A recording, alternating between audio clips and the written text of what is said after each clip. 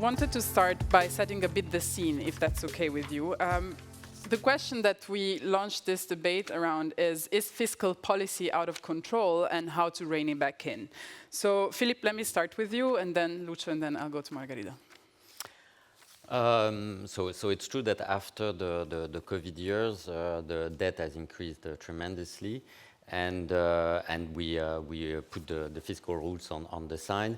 So it's clear that we need to change track and go back to make sure that we have debt sustainability.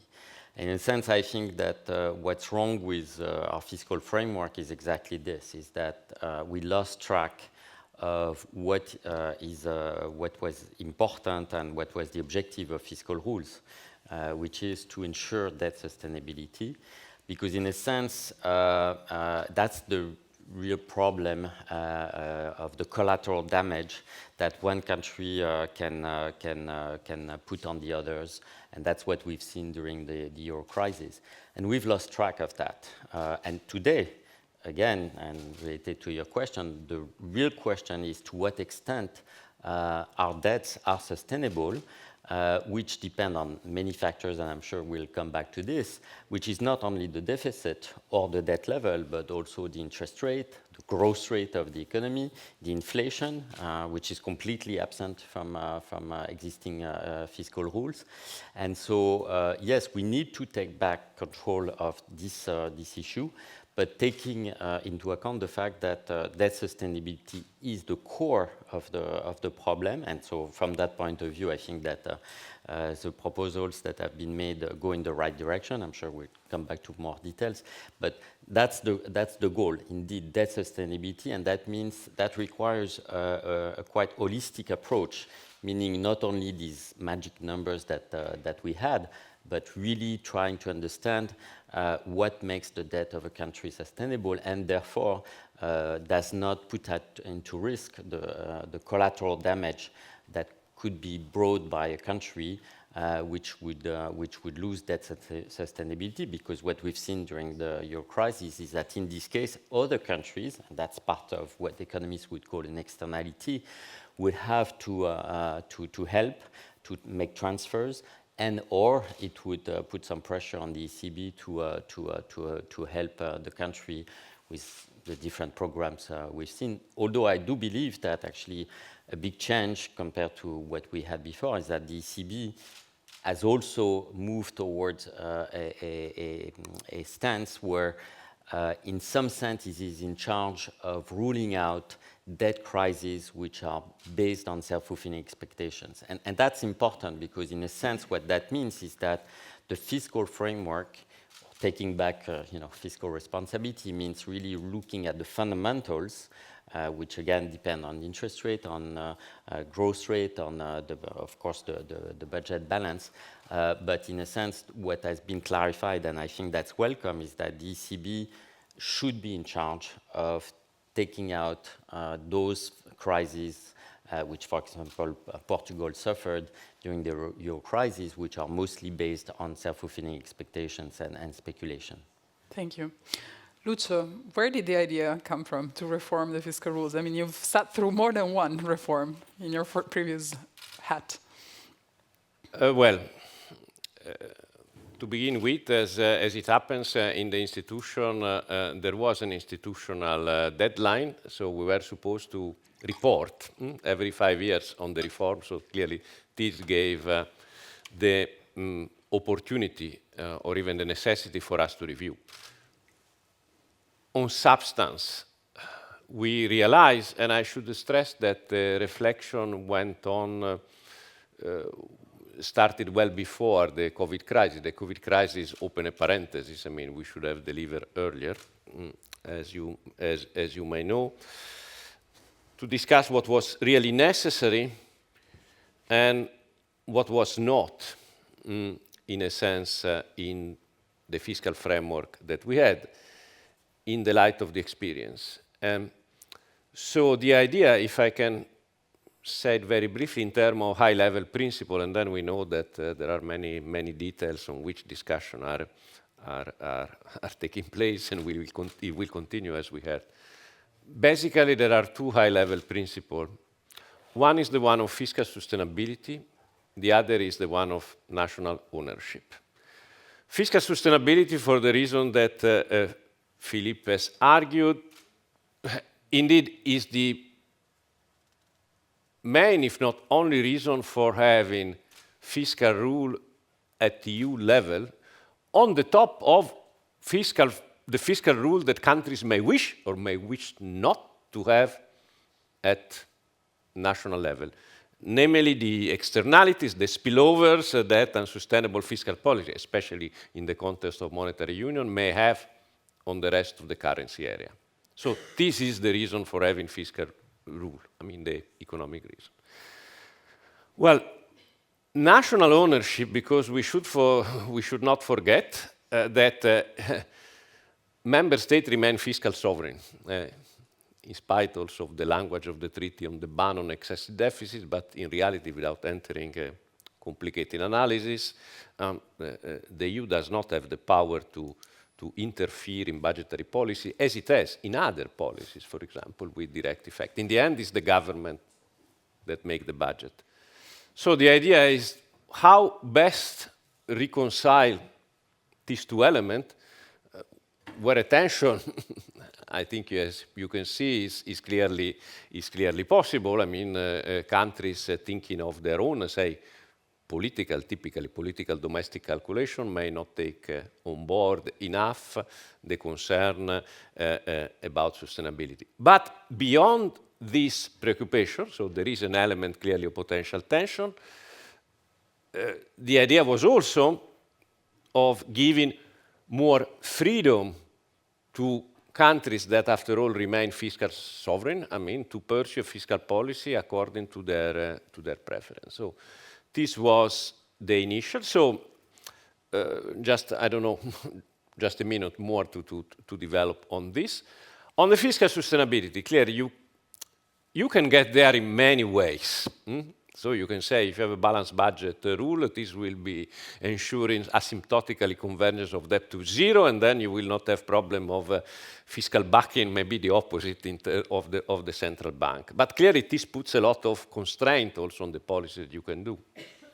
So in the end, the thought, well, okay, why we don't address the problem directly? So instead of coming up with some magic number or magic formula, why we don't use the tool that with all its imperfection exists, namely debt sustainability analysis, I mean, to assess the trajectory of a country.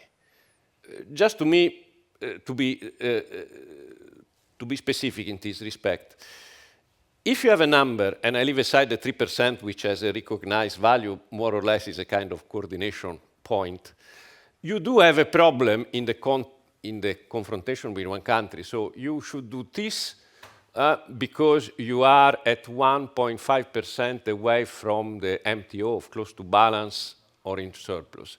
But then if you ask me as economist, now I can speak a bit more freely because I'm a former official. So why a balanced budget? Then the answer is, well, because it's a cool number. You see, you don't have really much of a... whereas it's more difficult for a country, say, that finds itself in a very high debt position, say, yes, actually we think it's a good idea to keep our debt increasing. So you bring the discussion with all this difficulty on more serious terrain by introducing the element of, directly the element of analysis of sustainability. The other point that in part contributed this was actually alluded to by the minister in his interview, was the experience of the Recovery and Resilience Facility. So we saw that there is opportunity. I would not exaggerate that, because in the case of the Recovery and Resilience Facility, we know there is a big pot of money, and that encourages a cooperative spirit. Here we are not there. But we saw the potential of having, say, a dialogue with member states in order to help achieve a path which is owned, I mean, as it's fashionable to say, by the member state itself, while satisfying a number of requirements essentially linked to sustainability. And this is also linked with the issue of reform, which are a condition for the extension of the adjustment period. according to the reform proposal. Thank you. Margarida, we come to you. I mean, you had asked the Commission to come up with a reform, quite a different one from what you had, proposed. But can you give us a sense of how did you read it, and is it answering to the need for reform? Okay, first of all, thank you very much for the invitation, and thank you also the Fundação Manuel António dos Santos. Thank you very much for the invitation, and the Politico. Also, this is the good moment to have this debate. It means when I listened to the Vice Prime Minister, in my mind I had the idea it's a pity that he's member of the Belgian government and not member of the European Parliament, because he could be a very good rapporteur from the EPP political family. So I don't know if all the members of EPP are in your line. Let me break a mini news. Yesterday, I was told that the Parliament reached a deal on how to shepherd these files through the Parliament, so it will be treated as a package, the three files combined, and the rapporteurship will be shared between S&D and EPP. But sorry, carry on. Yes, of course, because my reaction. So this is one point, and the second point is also linked to the calendar. And the minister already told, of course, we count on the Belgian presidency and the Spanish, because we'll see what will happen with the Spanish presidency, because I think that we need an agreement for October and maybe an agreement Council Parliament for April. So it means that it's up to you to have this agreement. And I need to say also that your document, the Dutch and the Spanish document together, it was a base, we can say, it was important for the preparation of the Commission proposal. So with Spanish presidency, we will see. But answering to your point, first of all, this proposal of the Commission now is different that the Commission had proposal in last November, and we will arrive on this point. But what is important, in my view, and the proposal of the Commission is a good starting point, is because the Commission accepted part of the main principles, or the main principles adopted by the European Parliament.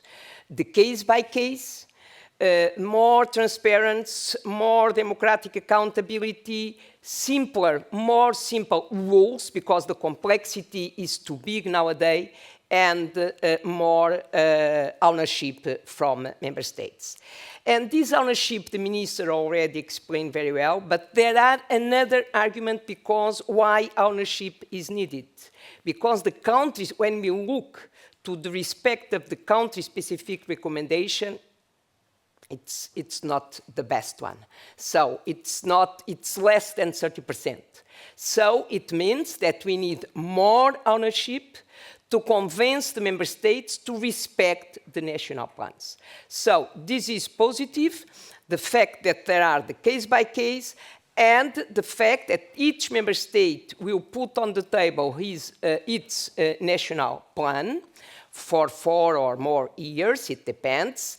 It means what the member states must do to achieve the targets.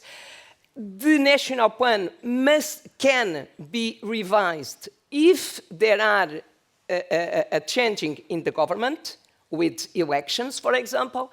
This, for the democratic point of view, is very important, because give to how the democracy is functioning in the member states. So there are a new government with a new political program. The new government can adapt the national plan, is also, in my view, a very positive thing. And there are, of course, some limitations. It means, in my view, the main difficulty, and it's why, in our view, the rules are not completed, is the fact that there are not a fiscal capacity.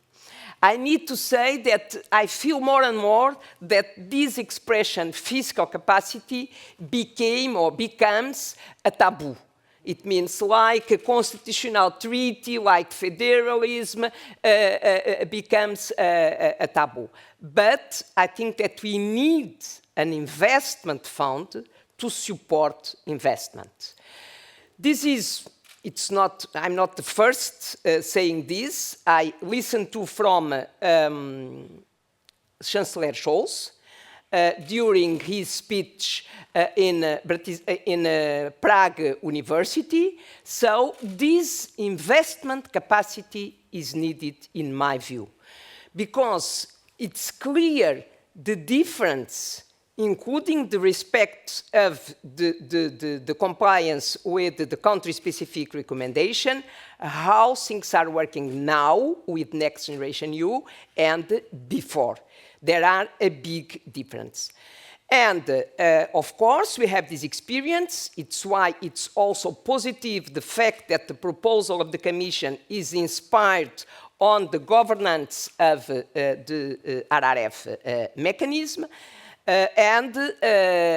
This investment is needed. Why? Is needed to support public goods, namely the four main European priorities. It means social pillar, European social pillar, defense, climate transition, and digital transition. By the way, it's the Commission on the examination of the national plans will look to the investments made on these four priorities. And it's not a golden rule, but is the treatment and how the investment on these four areas is treated.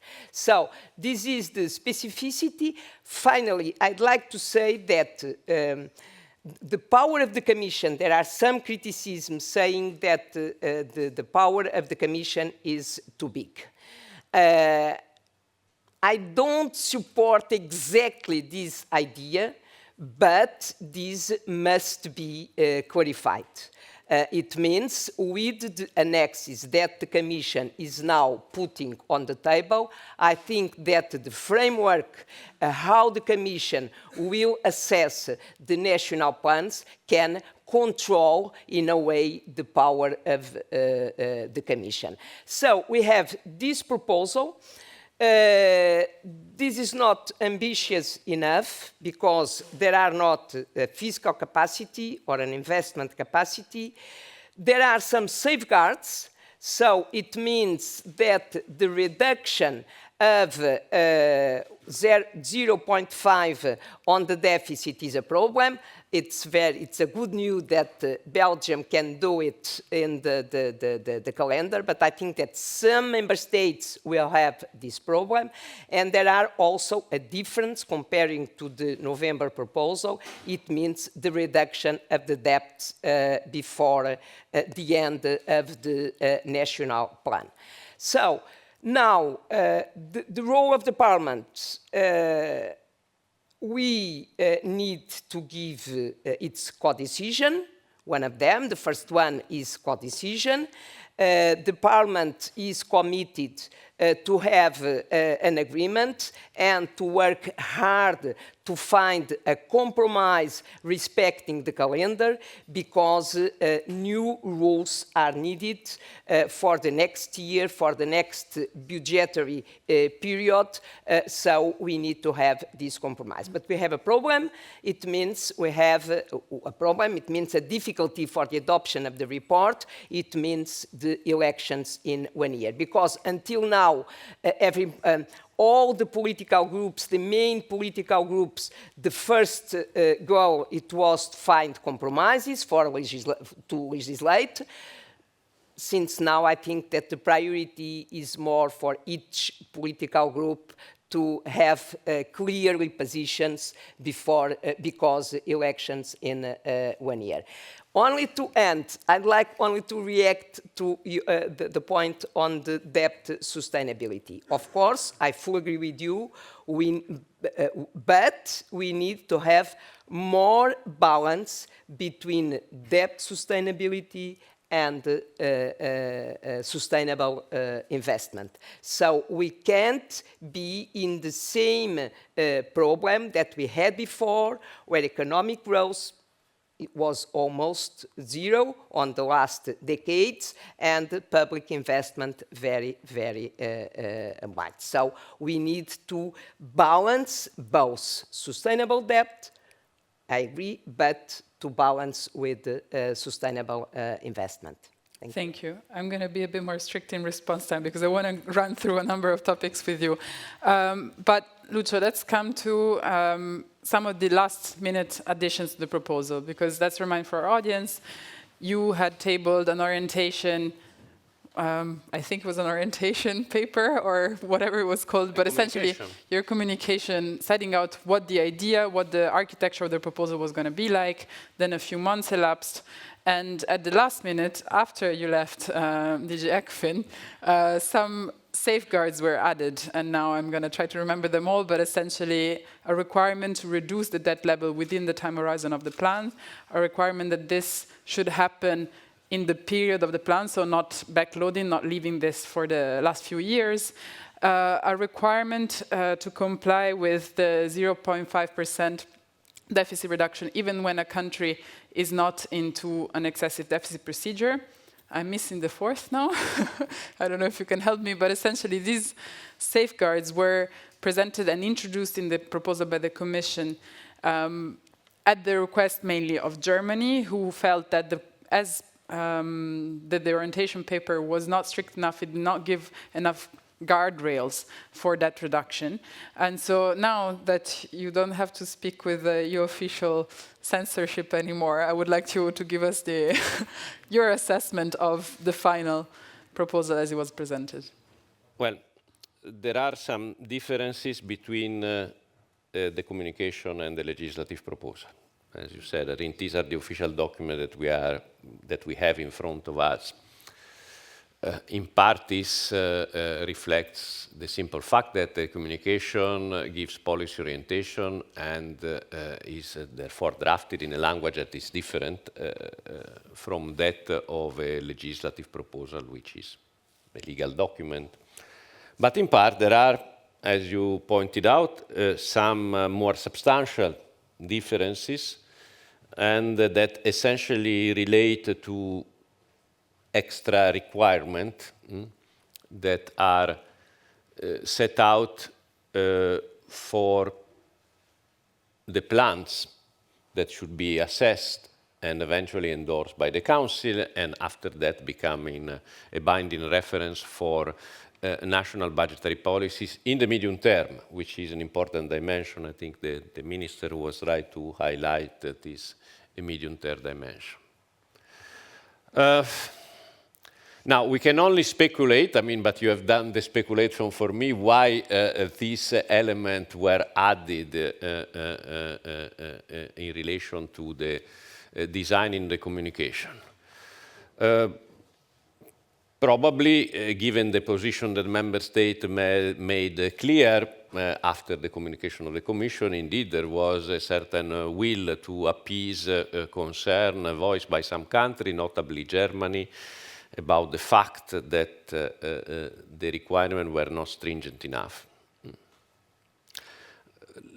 Let me blunt on this. I think I understand, having gone through it for a long time, the political mechanisms that brought about these changes. At the same time, my concern is that one risk of falling between two stools, in the sense that, but again, here I'm speaking as a spectator, apparently Germany is not satisfied either. I don't know whether the situation is 26 versus 1, as you put it to the Minister, who was more diplomatic, but clearly Germany is not appeased. Whereas the changes that I've introduced, put it bluntly, do not make so much economic sense. or in some cases are effectively redundant to what was already in the original design. So at the very least, we have a bit of a loss in terms of clarity of the proposal, because as has been recalled, one of the objectives of the proposal was to simplify. If there is one thing on which everybody agreed about EU fiscal rule, that they are too complicated. Then after that, the different views emerge. Now, I mean, I could go into more detail, but I mean, let me know, because I know myself, if I get into this, I could give you I could give a kind of lecture on each and every point. Let me stress 2 points, I mean, at this stage. One thing that is often forgotten, and which is, I think, a very important legal point, that what matters in the end, suppose that the reform come to pass, would be the adjustment path which is endorsed by the Council. So this is what will matter. So to give you an example from the excessive deficit procedure.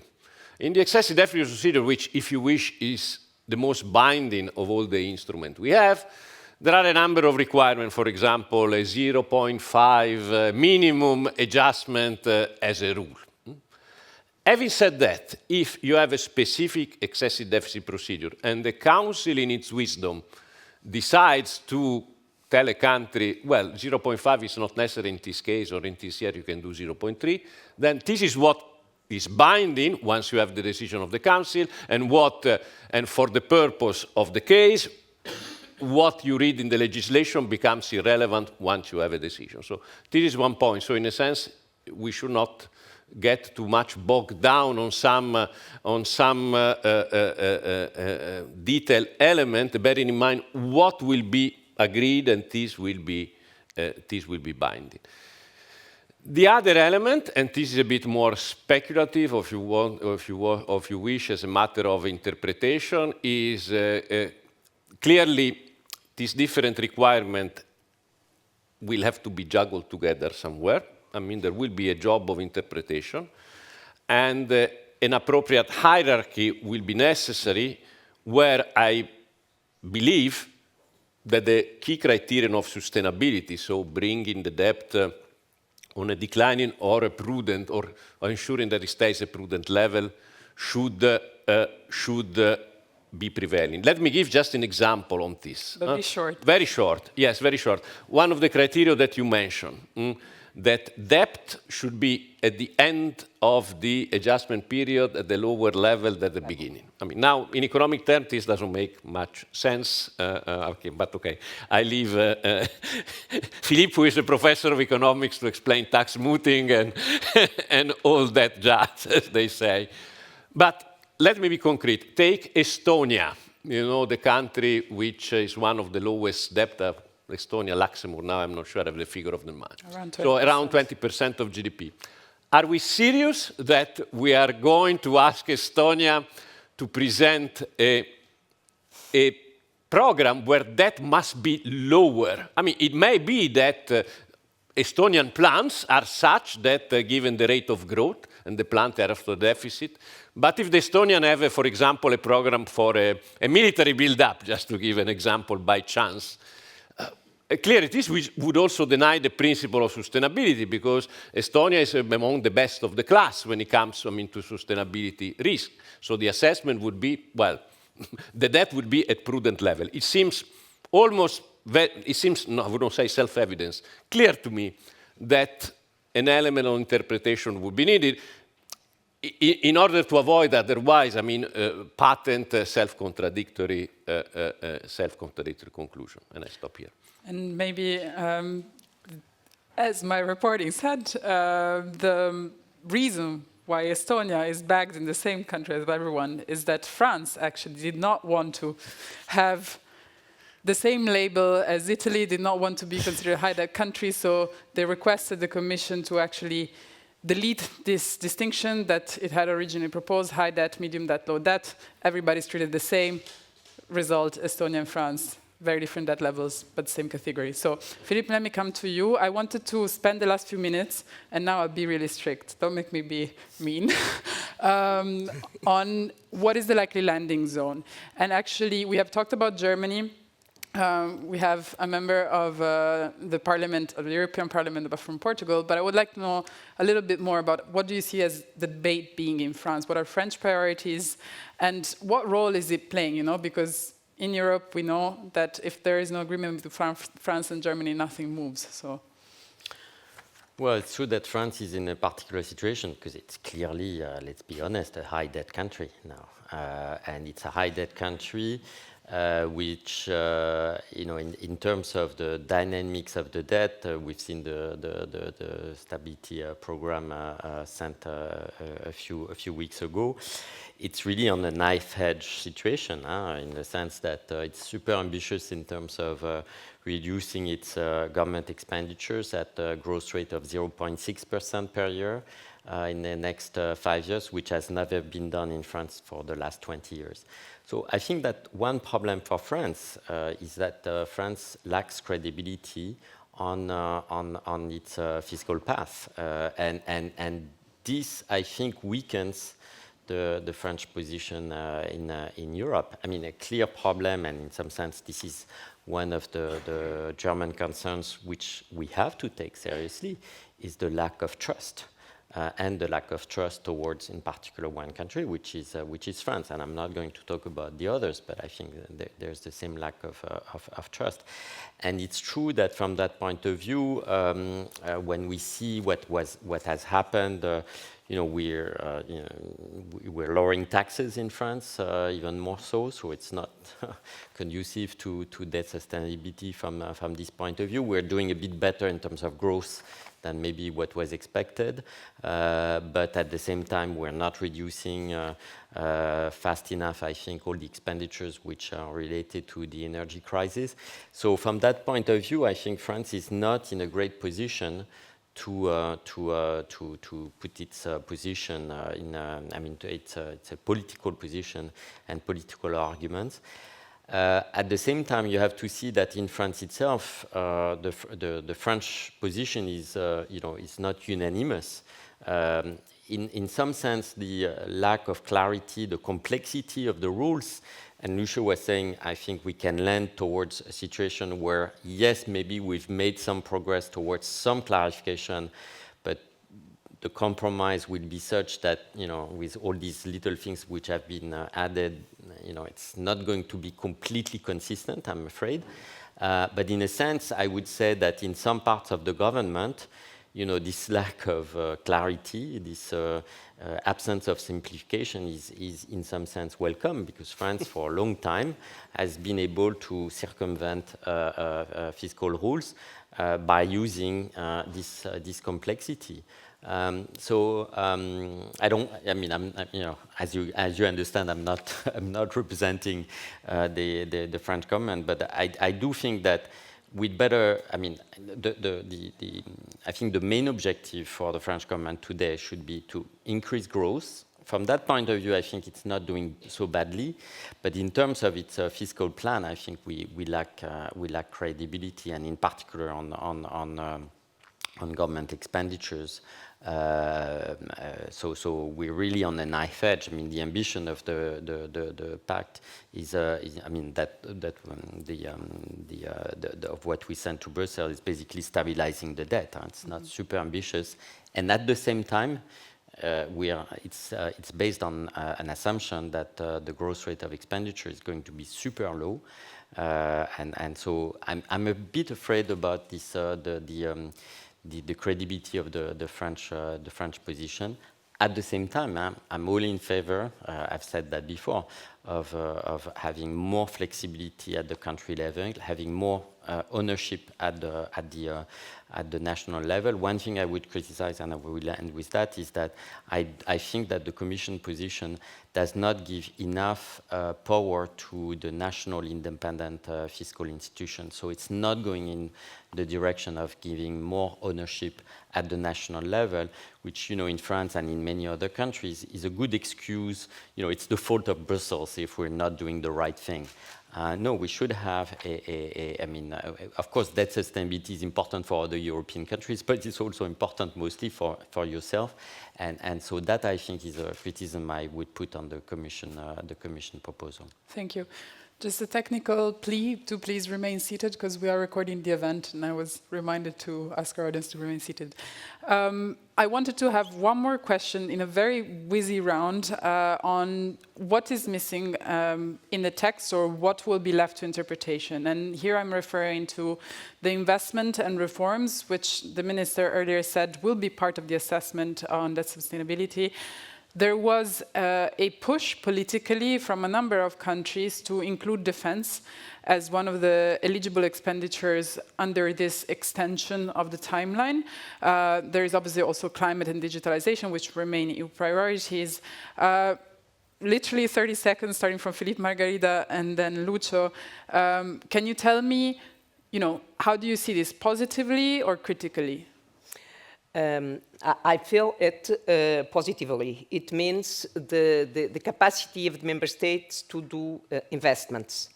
And it's not par hasard that the Commission decided to include the 4 pillars where there are, I don't want to use the word, but I don't find a better word, tolerance concerning these 4 investments.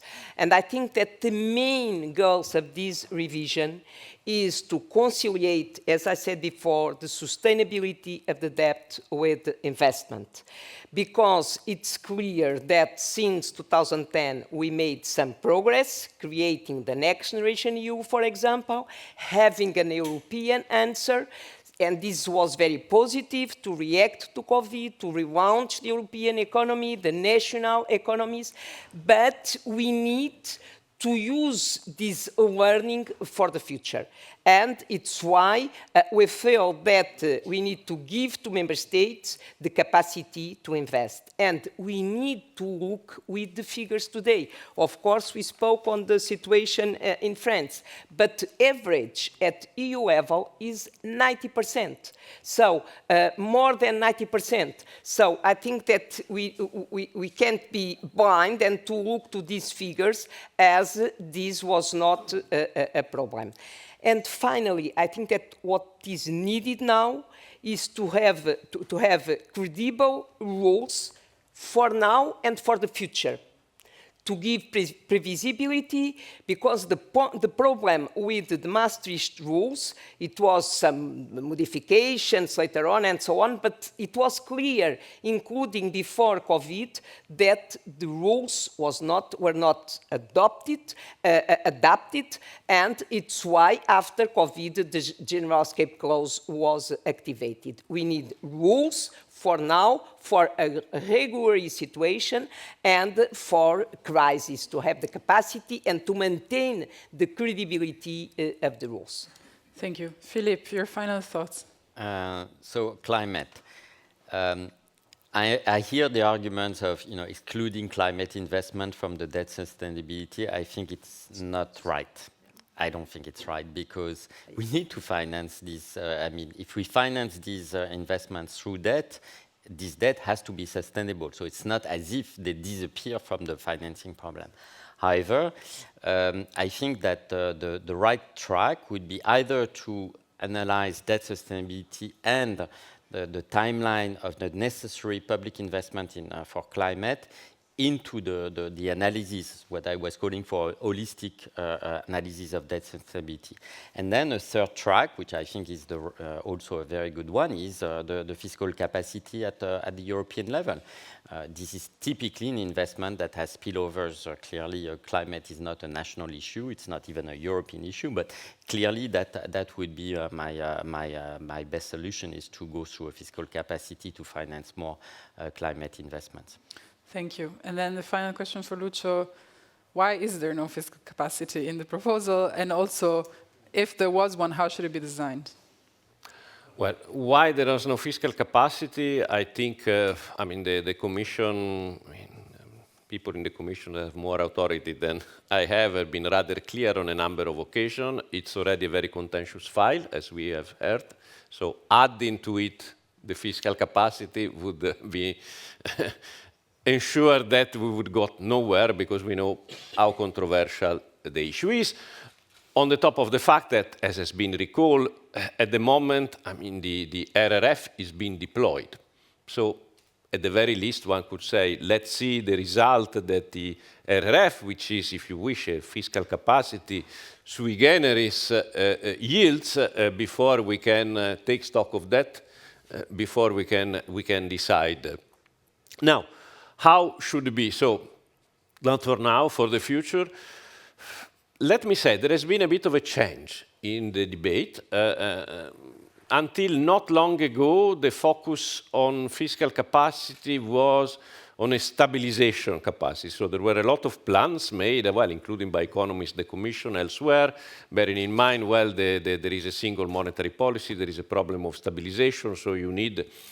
More recently, I think the idea has evolved, and perhaps there the RRF has been instrumental in this shift, in having an EU fiscal capacity aimed at the provision of public good. And there are two different things, because clearly public good has a more medium, long-term perspective. I mean, it's not, you may have cyclical stabilization, you may not have, depending on the phase of the cycle in which you deploy this expenditure.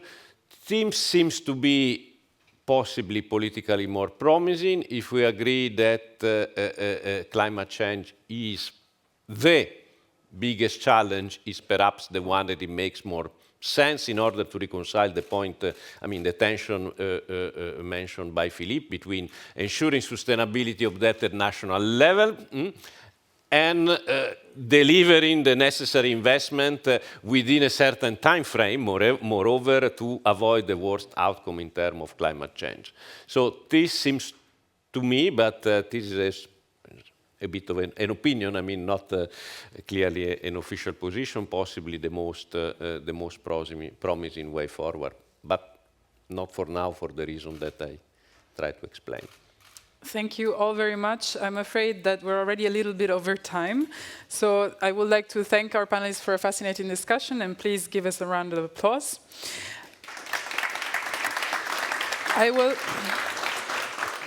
I haven't picked questions from Slido because I could only read 3, and I think that they were addressed by the panelists, so forgive me if you haven't heard your question read, but I hope that you found your answer. I just wanted to quickly read the results of the poll that we asked you earlier. So the question was, should the EU change its fiscal policy paradigm? 49% of you answered that yes, by focusing on economic stability as its main objective. 43% answer yes, but by focusing mainly on promoting its competitiveness. And 8% said no, the current paradigm should be maintained with minor adjustments without redirecting priorities. So thank you all. Thanks our speakers for joining us, and to the audience for watching here and online. And thank you for the Fundação Francisco Manuel dos Santos for making this event possible. We'd love to hear your feedback, so please reach out to me or to my colleagues, and feel free to email us about the event at live@politico.eu. Finally, you can check all of our Politico events. For the website is www.politico.eu/events. Thank you very much. Thank you.